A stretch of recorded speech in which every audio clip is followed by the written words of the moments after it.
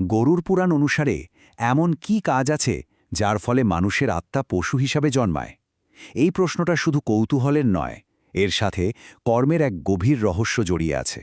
চলুন আজ আমরা এই ঐশ্বরিক কাহিনীর মধ্যে দিয়ে কর্মের এই জটিল বিষয়টাকে একটু সহজ করে বোঝার চেষ্টা করি। ঠিক এই প্রশ্নটাই গরুর দেবকে ভীষণভাবে ভাবিয়ে তুলেছিল। তিনি দেখতেন, মৃত্যুর পরে কিছু আত্মা তো মানুষের জন্ম পাচ্ছে না, বরং কুকুর, সাপ কিংবা পোকামাকড়ের মতো বিভিন্ন পশু পাখির জীবন কাটাচ্ছে। এই দৃশ্যগুলো দেখে তার মনটা খুব খারাপ হয়ে যেত। তো এই গভীর প্রশ্নটা নিয়েই একদিন গরুর দেব সোজা চলে গেলেন দ্বারকায়, ভগবান শ্রীকৃষ্ণের কাছে।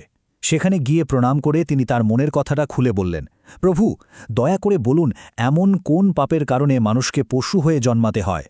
শ্রীকৃষ্ণ তো সব শোনেন, সব জানেন। তিনি মৃদু হেসে গরুরের দিকে তাকালেন আর বললেন, কর্মের ফল বোঝা অতটা সহজ নয়। তাই তিনি ঠিক করলেন, সরাসরি পাপের তালিকা না দিয়ে একটা গল্পের মধ্যে দিয়ে এর আসল রহস্যটা বোঝাবেন। আর এই গল্পটা শুধু গরুরের জন্য নয়, আমাদের সবার জন্যই একটা বড় শিক্ষা। তো কি ছিল সেই গল্পটা? চলুন শুনে নেওয়া যাক। অনেক অনেক দিন আগের কথা। একটা শান্ত গ্রামে এক ধার্মিক ব্রাহ্মণ আর তার স্ত্রী থাকতেন। তাদের জীবনটা ছিল খুবই সাধারণ, কিন্তু শৃঙ্খলা আর ধর্মে পরিপূর্ণ। বাড়িটা খুব সাদামাটা হলেও সেখানে শান্তি আর সন্তুষ্টির কোনো অভাব ছিল না। ওই ব্রাহ্মণ ছিলেন বেদ আর শাস্ত্রের একজন বড় পণ্ডিত, আর তার স্ত্রীও ছিলেন খুবই সরল আর ধার্মিক। তারা রোজ ঈশ্বরের পুজো করতেন, আর শুধু মানুষ নয়, সমস্ত জীবজন্তুর প্রতি তাদের মনে দয়া ছিল। গ্রামের সবাই তাদের খুব শ্রদ্ধা করত। কিন্তু এত কিছু থাকার পরেও তাদের মনে একটা গভীর দুঃখ ছিল, তাদের কোনো সন্তান ছিল না। বিয়ের প্রায় 7 বছর কেটে যাওয়ার পর অনেক প্রার্থনা করে অবশেষে তাদের একটি পুত্র সন্তান হল।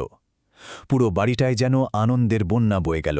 ব্রাহ্মণ মনে মনে আশা করলেন তার ছেলেও বড় হয়ে তারই মতো দয়ালু আর ধার্মিক হবে। কিন্তু দেখুন, সময় সবসময় একরকম যায় না। যে ছেলেটাকে এত ধর্মকর্ম শিখিয়ে বড় করা হচ্ছিল, সে ধীরে ধীরে একদম অন্য পথে হাঁটতে শুরু করল। চলুন দেখি কিভাবে তার এই অধঃপতন শুরু হলো। ছোটবেলায় বাবার কাছে বেদ শিখলেও বয়স বাড়ার সাথে সাথে বাইরের জগতের চাকচিক্য তাকে টানতে শুরু করে। সে খারাপ সঙ্গে মিশে যায়। একসময় পূজা প্রার্থনা সব ছেড়ে দিয়ে মদ আর মাংসের মতো অভ্যাসে ডুবে যায়।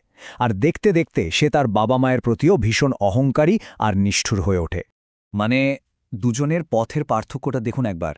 একদিকে বাবার ধর্ম, দয়া আর সংযমের জীবন, আর অন্যদিকে ছেলের জীবনটা হয়ে উঠল শুধু নেশা, অহংকার আর উচ্ছৃঙ্খলতার প্রতীক। বাবার শেখানো ভালো কথাগুলো সে যেন পুরোপুরি ভুলেই গেল।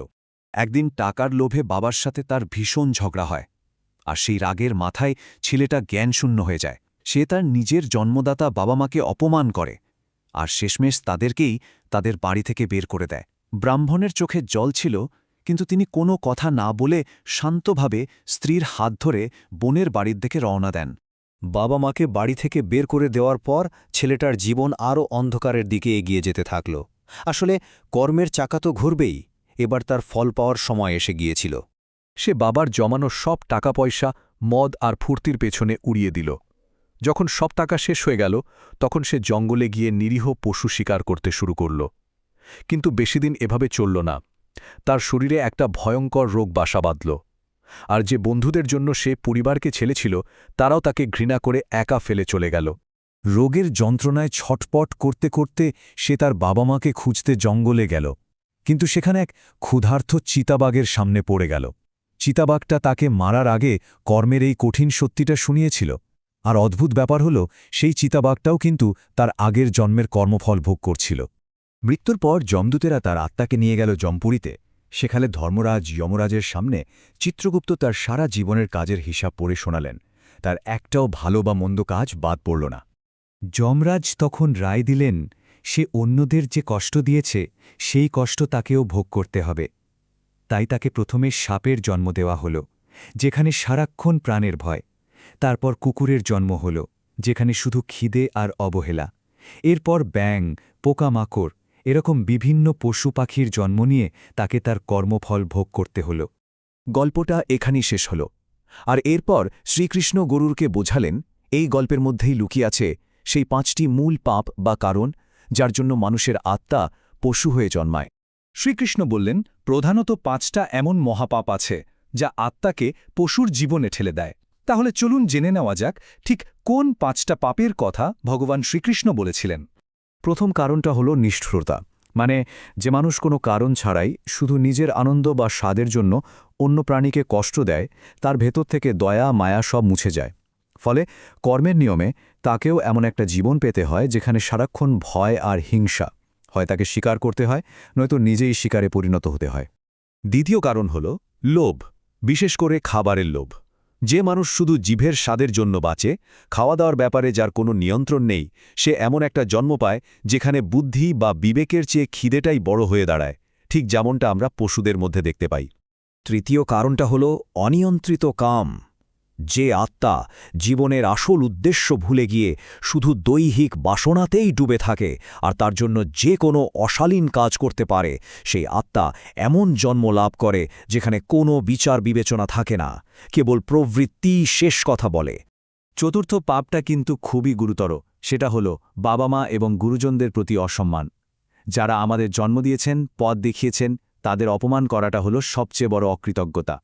এর ফলে এমন পশু জন্ম হয় যেখানে তাকে হয়তো অন্যের সেবা করতে হয়, কিন্তু তার বিনিময়ে কোনো ভালোবাসা বা সম্মান জোটে না। আর পঞ্চম কারণটা হলো অহংকার।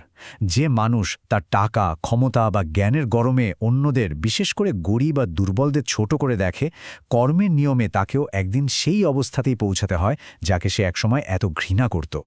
সবশেষে শ্রীকৃষ্ণ বললেন, পশু জন্মটা আসলে শুধু শাস্তি নয়, এটা আত্মার জন্য একটা শিক্ষা, আর মানবজন্ম হল কর্মের এই চক্র থেকে বেরিয়ে আসার সবচেয়ে বড় সুযোগ, যদি আমরা দয়া, সংযম আর নম্রতার সাথে বাঁচতে শিখি।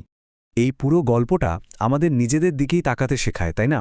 একটা প্রশ্ন কিন্তু মনে থেকেই যায়, আমাদের রোজকার জীবনের ছোট ছোট কাজগুলো, আমাদের ভাবনাগুলো, এগুলোই কি অজান্তে আমাদের ভবিষ্যতের পথ তৈরি করে দিচ্ছে? কর্মের এই রহস্য নিয়ে ভাবলে অনেক কিছুই নতুন করে চিন্তা করতে হয়।